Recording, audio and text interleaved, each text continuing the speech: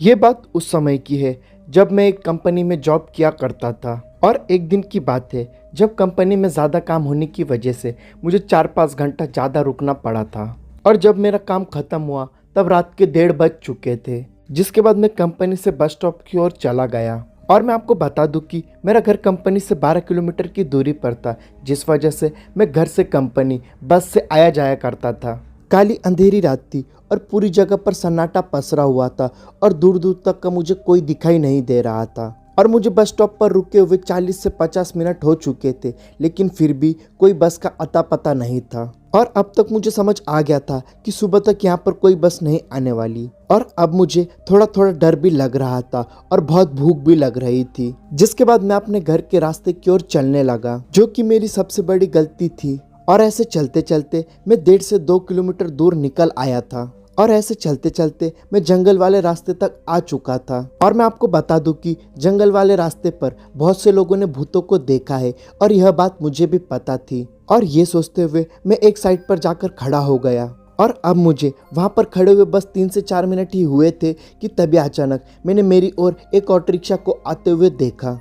इतनी रात को जंगल वाले रास्ते पर एक ऑटो रिक्शा को आता हुआ देखकर मुझे बड़ा अजीब लगा, क्योंकि पहले कभी मैंने इस रास्ते पर इतनी रात को ऑटो रिक्शा को कभी आते हुए नहीं देखा। जिसके बाद मैंने इस बात को इग्नोर करते हुए उस ऑटो रिक्शा को हाथ देकर उसमें बैठ गया। और उस ऑटो रिक्शा में पहले से 2 औरतें मौजूद थी।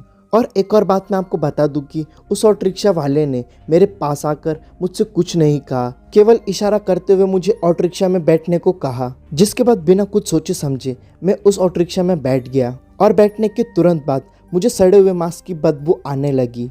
और फिर थोड़ा आगे चलने के बाद ऑटो रिक्शा में मौजूद एक औरत ने जंगल के बीचों बीच बने हुए एक पुराने कब्रिस्तान के पास ऑटो रिक्शा को रोकने के लिए कहा। और ये देखकर मैं शॉक था, क्योंकि जंगल के बीचों बीच में ना ही कोई घर था और ना ही कोई जगह जहाँ वो औरत रुक सके। जिसके बाद वो औरत वहाँ पर उतर गई और हम चल दिए।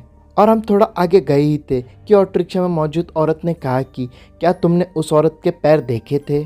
जिस पर मैंने कहा कि नहीं, क्यों, क्या हुआ? जिस पर उसने कहा कि उसके पैर उल्टे थे। जिस पर मैंने कहा कि नहीं, मुझे नहीं पता, मेरा उस पर ध्यान नहीं गया। और फिर उसने कहा कि मेरे भी पैर उल्टे हैं। और जैसे मैंने उसके पैर की ओर देखा तो वाकई में उसके पैर उल्टे थे। और ये देखकर मैं काफ़ी डर गया। और जैसे यह बात बोलने के लिए मैंने ड्राइवर की ओर अपना सर किया तो देखा कि वहाँ पर कोई नहीं था। वो ऑटो रिक्शा बिना ड्राइवर के चल रही थी। और यह देखकर मैं और भी ज़्यादा डर गया और चलते ऑटो रिक्शा से जंप मार ली।